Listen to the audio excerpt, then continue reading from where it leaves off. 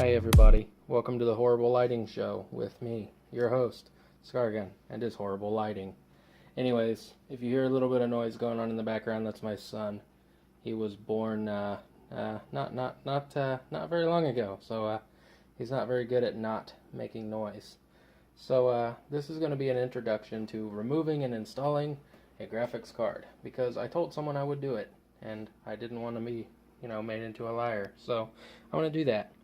First thing you're going to do is turn off your computer. Simple enough, right? I turn mine off and then I unplug, or not unplug, but there's a power switch on the back of my power supply. Pop it off. I don't do it for any particular reason. I just do it because that's what I do whenever I work with hardware. Second thing you're going to do, any plugs that are attached to your graphics card, they have little pinchy clips. Pinch and pull off. Simple. Easy stuff. The more difficult part is this clip in the back right here that you can't see.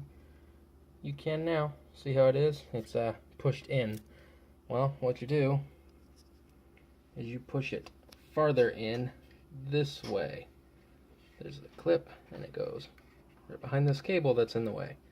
Anyways, you see the perforated part that looks like you could push on it? Because you should. You just push it that way. It may look different because that's a 2.0 slot. This is a 3.0 slot. It looks like this. I should have done this in the beginning, huh? Push it back, and your graphics card is unlocked. When you push the card in, it automatically locks itself. There you go. There's a simple explanation of how to remove your graphics card. Just pretty much make sure you unplug everything.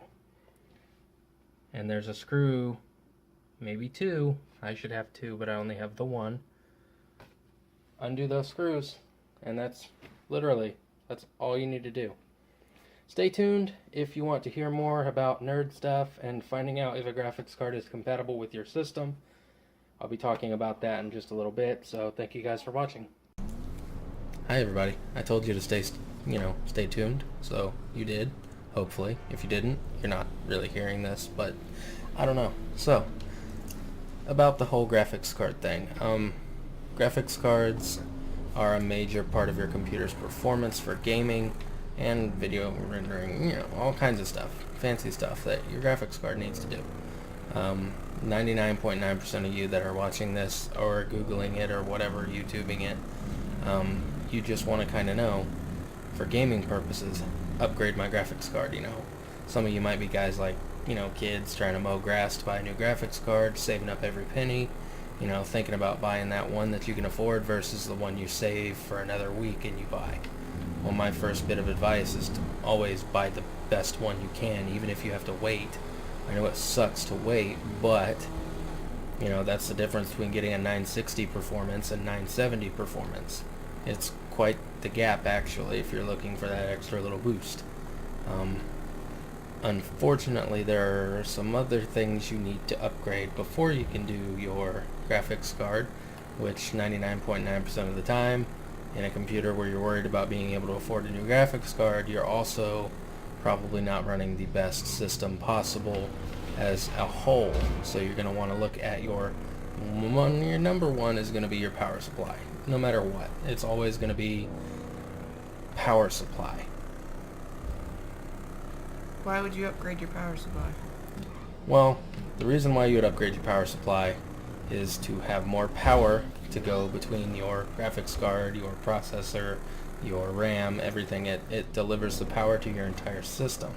And, a power supply, it regulates the power between three voltage levels. It's 3.3, 5 volt, and a 12 volt. Each part in a computer needs different voltages. And what a power supply does is it regulates them, sends the power where it needs to go. Now, most of the time when you get a regular desktop computer bought at a Best Buy or something that's not meant for gaming, maybe it never came with a graphics card or something like that, you're going to run into the problem of it's probably like 220 watts, 250 watts. And if you want to get any kind of beef in your graphics card, you're going to need, 400, 500 watt. You don't want to run two power supplies. Linus did that, or Austin Evans did that in Linus's Scrapyard Wars, and that was, let's just say it worked. Ugly, but it worked. The greatest thing about power supplies is you can get a 500 watt power supply for super cheap. $40, I think, maybe plus shipping, or that might be with shipping, for like an EVGA 500 watt, and it's 80 plus certified, you know. That's one of the things that you want to look for, is the 80 plus certification on the power supply, because you just know the 80 plus is quality. It's basically the standard. So EVGA 500 watt that you can buy is 80 plus bronze. You know, it's just like gold medals and Olympic medals. It's bronze, silver, gold, platinum, and I don't want to say there is, but I think there's like titanium or whatever. I don't know. I'm probably wrong, but it doesn't matter. That's all you need to know about that. The next part. How do I know what power supply will work with my computer? Well, first you have to know what's inside of your computer. You're going to have to open it up on the side panel. Usually it's the left-hand side of the computer, or if it's a funky Dell, it's going to have some kind of weird handle you have to pull on, but you know, you'll figure it out. You can Google it. I can't show you every single case. The greatest part about it is it's a learning experience. Every computer is different.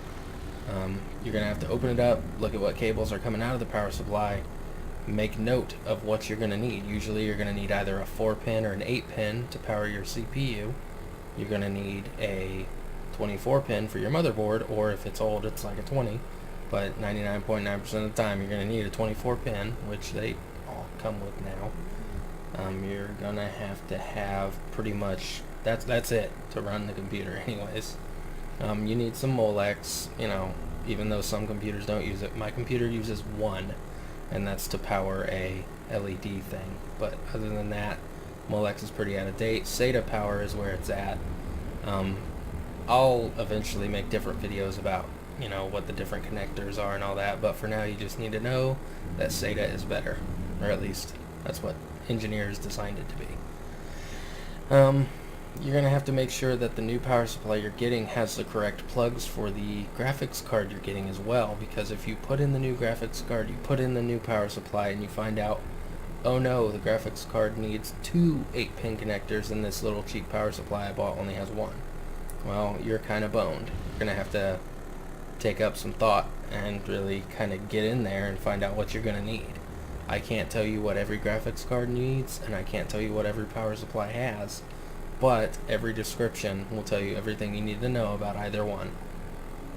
How much wattage does my PC need? Your PC needs enough wattage to work. And what I mean by that is, yeah, I'm kind of being a smartass, but what I mean by that is your computer comes with, like I said, like a 220, 230, 240, 250, sometimes a 280 in the beefy ones that came with like a 720 GT graphics card. The basic models of, look, I can play, you know, games on super low resolution kind of stuff, but nothing too beefy. There are literally wattage calculators. I think Cooler Master has one on their website where you can literally enter in all of the information in your computer, what fans you have, what RAM you're running, everything, and it'll give you a baseline number of what you need and what power supply you want, because that 80 plus certification means 80% efficiency. That's the efficiency at 80% is at either a bronze, silver, gold, platinum. That's how that kind of works. The efficiency of it, really. Look on the back of your graphics card box. If it says you need a 400 watt power supply, well, you're gonna need a 400, but they make like what is it? Corsair has the cheapy power supplies that come in like a 430. So I would always get a little more than what you need. I know people who are running 1200 watt power supplies on computers that need like 450 watts. You can never have too much, but you're wasting the power supply for what it's being used for. I had my brother-in-law's little computer, which he bought a little graphics card for and all that, and he was trying to play Counter-Strike with me, but he was getting like 20 frames a second. Like, man, that sucks. Well, I found out his power supply wasn't beefy enough for that graphics card, even though the graphics card wasn't even, oh man, I'm killing people. Actually, I'm just pissing them off. Even though the graphics card wasn't that beefy, it needed more juice. So I threw in one of my spare power supplies for him, which he still owes me money for. And that's the end of the story. He jumped up from 20 frames a second to 80. or whatever he jumped up to. I can't remember, but it was a noticeable difference. It matters. It really does. I had the budget computer build with the GTX 580 in it. Well, that power supply was a 430. That graphics card recommended a 600. That's why the performance of that computer was a little lackluster, because it wasn't using the graphics card to its full potential. And it was still as good as it was, which is kind of... I'm going to crash. Pretty much that's all you're going to need to know, really. I mean, there are different types of connectors, like well, they're the same. Let me go ahead and tell you.